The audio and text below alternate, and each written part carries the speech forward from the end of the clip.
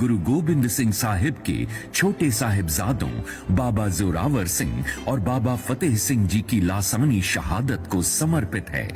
देश के प्रधानमंत्री श्री नरेंद्र मोदी जी ने 9 जनवरी 2022 को दशमेश पिता श्री गुरु गोबिंद सिंह साहिब का प्रकाश पर्व मनाते हुए ये ऐलान किया था कि गुरु साहिब के 7 और 9 साल के छोटे साहिबजादों, जिन्हें जालिम मुगल हुकूमत ने जिंदा नींवों में चुनवा कर शहीद किया था, उन शूरवीरों की बहादुरी का गौरवमयी इतिहास देश के कोने कोने तक पहुंचाने के लिए हर साल 26 दिसंबर को वीर बाल दिवस के रूप में मनाया जाएगा। दिसंबर 1704 में जालिम मुगल सूबेदार वजीर खान द्वारा साहिबजादों और माता गुजरी को अत्यंत ठंड में ठंडे बुर्ज में कैद करके अनेकों तसीहे दिए गए। छोटे साहिबजादों का धर्म परिवर्तन करने के लिए उन्हें कचहरी में पेश किया गया। उन पर झूठे मुकदमे चलाए गए, मौत के डरावे और लालच दिए गए। लेकिन फिर भी जब साहिबजादों ने अपने धर्म में पक्के रहते हुए इस्लाम कबूल करने से साफ इनकार कर दिया, तो सूबाए सरहिंद नवाब वजीर खान ने साहिबजादों को जिंदा नींवों में चुनवा कर शहीद कर दिया था। सरहिंद में स्थित गुरुद्वारा फतेहगढ़ साहिब आज भी जालिम मुगल हुकूमत के अत्याचार और साहिबजादों की बहादुरी की गाथा बयां कर रहा है।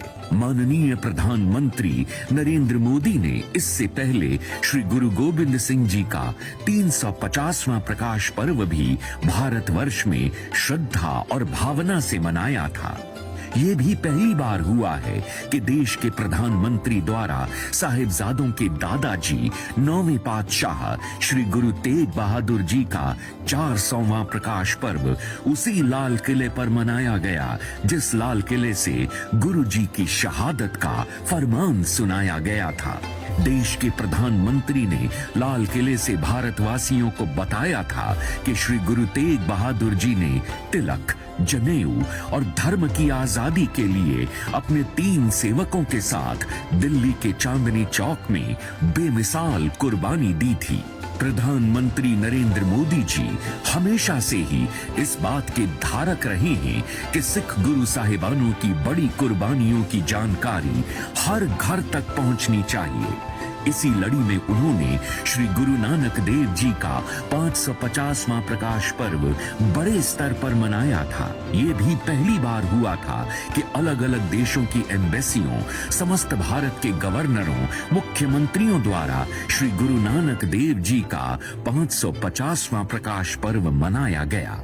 यही बस नहीं, जिन गुरुद्वारों की सेवा संभाल और दर्शनों के लिए सिख कौम रोजाना अरदास करती थी, उस महान कार्य की सेवा भी ईश्वर ने देश के प्रधानमंत्री से करवाई, जिसके चलते करतारपुर साहिब का कॉरिडोर बना और संगतों को श्री करतारपुर साहिब के दर्शन करने का सौभाग्य प्राप्त हुआ।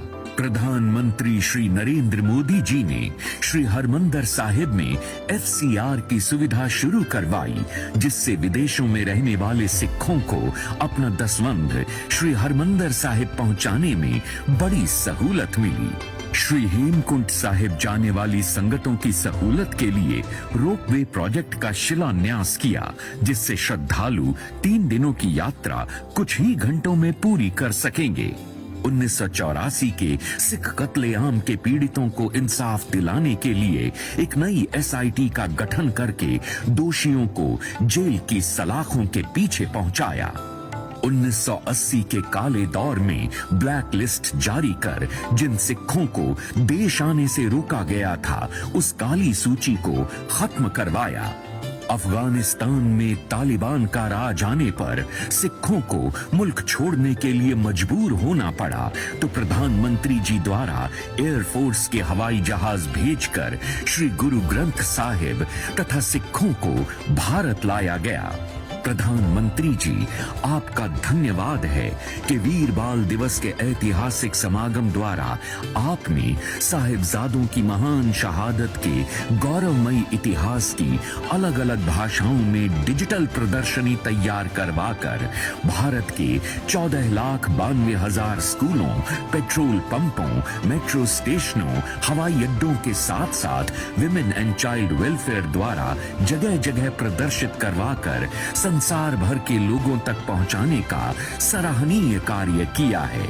ईश्वर आपके ऊपर अपनी अपार कृपा बनाए रखे ताकि आप इसी प्रकार देश और कौम की निरंतर सेवा करते रहें। सब्सक्राइब करें पर्यावरण पोस्ट।